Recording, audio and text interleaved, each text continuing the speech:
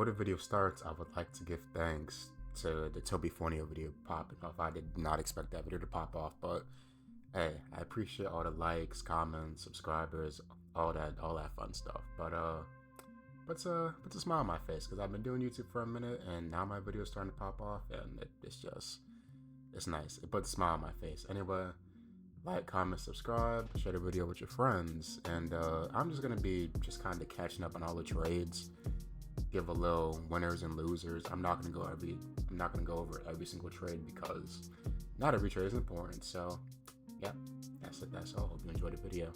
Obviously, I have to open up with the Luka Doncic trade because it was so fake. Like, I was literally in the middle of live streaming.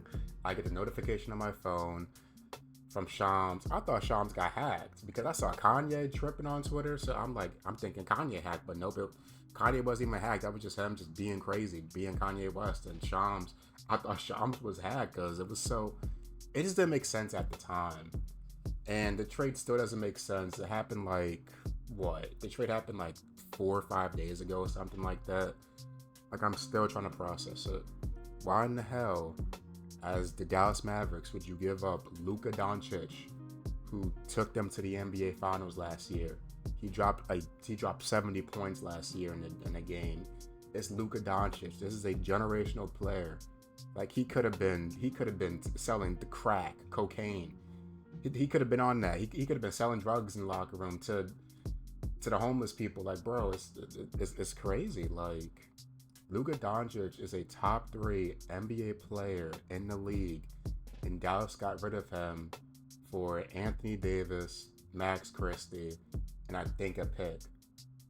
It's just mind-boggling, bro. The Dallas Mavericks gave LeBron James a 25-year-old Luka Doncic. They went and traded for Mark Williams. Like, I was asleep when this trade happened. In this trade, they gave up Don't Connect, Cam Reddish, a 2031 unprotected first-round pick, and a 2030 pick swap to the Hornets. Bro, I didn't even know that they gave up Cam Reddish. I mean, Cam Reddish is stinky, but hey, man, Mark Williams is a dog, and I saw people on Twitter saying that he's ass, but bro, you can't compare that to Anthony Davis. Anthony Davis literally was the #1 pick in the draft, and we know his bag work. He can space the floor, he can hit threes, he's a freaking all-time defender. Like, bro, we know what Anthony Davis does. He has a bag. He helped lead the Lakers to a championship in 2020. Like, bro, let me circle back to Mark Williams. According to Underdog, Mark Williams has played 85 games in his career, and he's missed 127 games. Now, I didn't know Mark Williams had an injury history like this, but it's literally a risk that you have to take because he's been hooping. Like, he's been freaking averaging like a double-double in his past couple games played. He literally had like a 2020 game against the Jazz. It's just a risk that you have to take. Like, he's only 23. He'll get better as an NBA player, bro. He cannot shoot, though. Mark Williams is a traditional big, like a PNR big. He'll set a screen and just run straight to the basket. He can't shoot at all. And he can play a little defense here and there, but he's literally the perfect lob threat for LeBron James and Luka Doncic. So he'll eat whenever he plays basketball there. Now, let's talk about the players that they gave up in the trades that they made.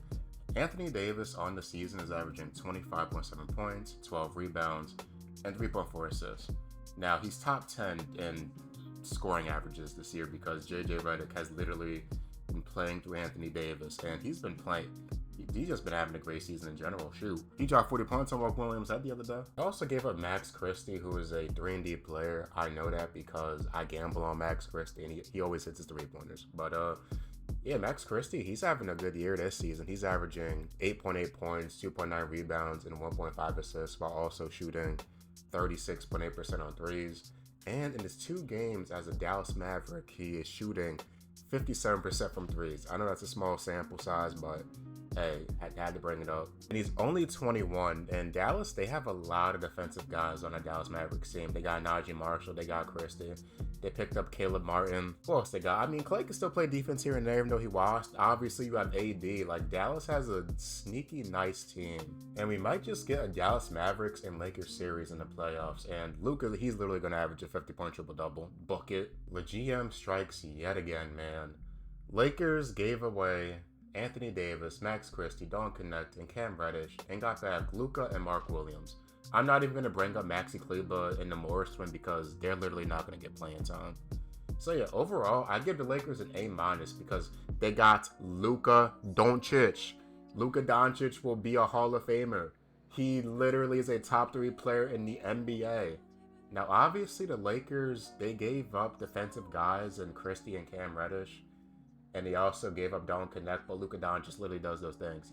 He can shoot. He can't play no defense, though. So, I feel like the Lakers, they just need to pick up a 3-and-D guy, and they're straight. Now, the buyout market is around the corner, so they can pick somebody up. Another thing I wanted to mention is that they do not have a backup PG. They have Gabe Vincent, and Gabe has been very inconsistent for the Lakers. I feel like as long as they stagger minutes and have LeBron or Luka on the floor at all times, the Lakers will be just fine. And they also have Austin Reeves, who has been playmaking all of a sudden, which is insane. I've always been a fan of Austin Reeves, though. And also, their center rotation is nasty. They still have Jackson Hayes. They still got Christian Wood. They still got Trey Jamison. They still got Christian, whoever the hell. Yeah, that center rotation is nasty. Maybe they can get Ben Simmons. Ben Simmons as a small ball 5, bucket. That's nasty as hell, though. Now, on the Dallas Mavericks side of things, they got fleeced, bro. They gave up Luka.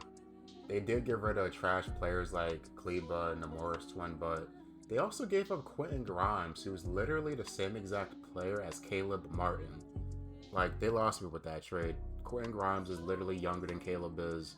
They essentially do the same things. Like, that trade made no sense to me. And they got back AD and Max Christie. So, Dallas is going to be a more defensive team, which, I mean, I get it, but this still doesn't really make sense. They gave up Luka because he was fat, bro. Like, who cares? He was putting up, like, a triple doubles. Like, come on, man. I don't know what's going on with Dallas, but they need to freaking fire that GM, bro. At the end of the day, I give them a C+. But they're a sneaky team. Watch out for Dallas in the playoffs. Because the Kyrie and AD PNR with a bunch of shooters, that could get real nasty. I don't even want to talk about this one, man. This one hurts. Jimmy Butler, bro. If you guys didn't know, I am a Heat fan, and we gave up Jimmy, and the whole situation just sucks. In Miami, he brought us to the finals twice. He was the 2023 Eastern Conference Finals MVP. He was a 2-time All-Star, 3-time All-NBA. He was on the All-Defensive team. He had a 56-point game in the playoffs against the Bucks. He had 13 triple-doubles. It was just a lot, bro. And he went head-to-head with LeBron in the finals in 2020. And those situations just trash, bro.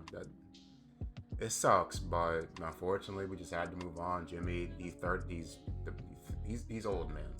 Jimmy's, 35? And the whole Pat Riley situation, it was just burning bridges, having a dick measuring contest against each other, and yeah, man, we tried to hit a little reset button. Like, I really thought Jimmy was gonna retire here, but unfortunately, didn't happen. That's life. Boy, oh boy, oh boy. Anyway, in the trade, we got back Andrew Wiggins, Dennis Schroeder, Kyle Anderson, and a protected first-round pick. Dennis Schroeder is unemployed somewhere. No, he went to the Pistons. But yeah, we got back decent players. We got back Wiggs, Anderson, a protected first rounder, and also we did pick up Davion Mitchell, which we used. Who we get? PJ Tucker. We gave up PJ Tucker to get Davion Mitchell, which is nice. Miami picked up decent, great defensive players because without Jimmy, we were trash defensively this season. Now, as far as grades go, I have to give Miami a B+ because we give away Jimmy, and that really does hurt for what Jimmy provides to an NBA team. But we did give away Josh Richardson, who has been injury prone. I mess with Josh Richardson. He's a Heat legend, but he's just been hurt. But we did pick up Wiggins, who put Jason Tatum and Joe not too long ago in the finals. Davion Mitchell's a good defender. Kyle Anderson, he's a 3-and-D player. He's 6'9". And we also got a first-round draft pick, and it's protected. So, and this upcoming draft is looking pretty straight. And I do trust Miami's front office because they gave us Tyler, they gave us Bam. Khalil Ware's been hooping, so good trade for Miami overall. Now, on the Golden State Warriors side of things, they did get back Jimmy Butler, who we know what Jimmy does, bro, when fully healthy. I just don't know if it'll be enough to change their season around because Golden State has been trash this year. At the moment, they're 11th. They're the 11th seed in the Western Conference, and they're currently fighting to be in the play-in. But they did keep all the young players: Kuminga, Podziemski, Moses Moody. But all those guys cannot shoot. But it's gonna be Jimmy and a bunch of role players like how it was in Miami. So, and they also got a good coach in Steve Kerr. So, I'm looking at the positive side of things. Maybe they can make something shake. And also, maybe it can go completely left and Steph will get another championship. Now, as far as grades go, I have to give Golden State a C because they got Jimmy, yeah. But they also gave him a bag. They gave Jimmy 120 M's for 2 years. Now, I don't know, man. Jimmy hasn't played serious in a minute. I don't know how much he has left in the tank, but maybe he'll prove me wrong. He's also a floor raiser. Like Jimmy, he makes players around him better. So hopefully he'll get the non-shooters on Golden State to shoot. Or maybe it just goes completely left. I'm looking at it right now. It's a bloodbath. If you look at the records out west, from like the 6th seed to oh my god, the Blazers been hooping, bro. Literally from the 6th seed to like the 13th seed, all the games are like within like a handful. Like it's gonna be a bloodbath to try and get into the playoffs out west. So it's gotta wait and see, man. I gotta give them a C because they're desperate. Golden State is really desperate. They tried to get KD. They tried to get Vooch from the Chicago Bulls. It didn't work, so they just said, screw it, let's get Jimmy. Let's give him a bag and just pray for the best. Now, one more trade I want to go over is the Spurs, Kings, and Chicago trade. And if I didn't mention your team in this video, I apologize, but not every trade is significant, bro. That's all I gotta say. Okay, here's the trade, and it is a mouthful, so bear with me. The Spurs got the Aaron Fox and Joel McLaughlin. However you say his name, I know I butchered it. The Kings got Zach LaVine, City, I don't even know his last name, 3 first-round picks, and 3 second-rounders. And Chicago got back Zach Collins, Trey Jones, Kevin Huerter, and their own 2025 pick from the Spurs. What the hell are the Chicago Bulls doing, bro? Now, I'm just going to get right into it. I'm going to talk about Chicago real quick, and I'm just going to keep it short and sweet because, hey, man, I don't know what the hell they're doing. They lost DeMar DeRozan for nothing last offseason, and they traded Zach LaVine, and they got back a bunch of role players. Like, their team is straight. They got Buzelis. I know Josh Giddey's been hooping. Lonzo, he came back from injury. They also didn't get rid of Vooch. Like, they're stuck with Vooch. I don't know what Chicago was doing. Apparently, they have, like, 50 point guards on the team, but Kobe White, Dosunmu, Giddey, Lonzo, and now Trey Jones. Like, I don't know what Chicago's doing, bro. We still have 7 point guards on the roster. 7. And they just like, yeah, cool. Before last game, when Matas Buzelis jumped in the lineup, we were running 4 point guards and Vucevic is our starting 5. That's got to be the recipe for success for any team, right? This is malpractice, bro. Like, I'm not even going to give the Chicago Bulls a grade because they didn't do nothing. I'm giving them an F, bro. Anyway, the Spurs got De'Aaron Fox right next to Wemby, which is an amazing fit. De'Aaron Fox shot 24 points and 12 assists the other day on national television. But yeah, De'Aaron Fox is 27, Wemby's like 20. Like, it's, shoot, that's going to be a recipe for success. I'd probably give the Spurs an A-, but let's move on to the Kings. The Kings got back Zach LaVine, which is funny because he was on Chicago with DeMar DeRozan not too long ago. And they also have Sabonis. And the Kings, their lineup would be Malik Monk, LaVine, DeRozan, Keegan, and Sabonis at the 5, which is that's not a bad lineup. That's also another team that's going to be fighting to be in the play-in. It's just not going to be enough to compete out west. But yeah, it's not a bad fit.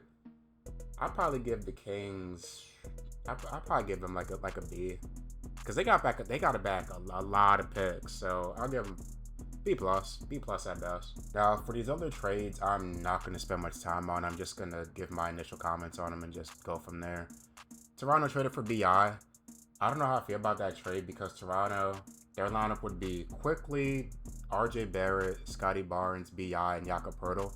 That's a decent starting 5, but I also don't know what Toronto's doing because that's a young team and they've kind of been in the play-in like stuck. So I don't know how I feel about the fit, but I like it because BI leaves the Pelicans, so we'll see where that goes. Kuzma to the Bucks is cool because all he has to do is just hit wide open shots whenever Giannis or Dame dots him up. That's a cool trade. DeAndre Hunter went to the Cavs, which is insane because why would the Hawks do that? Why would they give him to the Cavaliers? Hey man, Cleveland, they might be a sleeper come the playoffs. Kevin Porter should be in jail. I don't know how he's been doing this year. Bogdanovich to the Clippers is weird, and then you see all those trades that the Hawks made. Like, what are they doing? Free Trae Young, bro. And then Yusuf Nurkic went to the Suns to replace Mark Williams, which is cool. He'll be able to stat pad his numbers. Anyway, guys, I'm up out of here. Like, comment, subscribe, and share the video with your friends.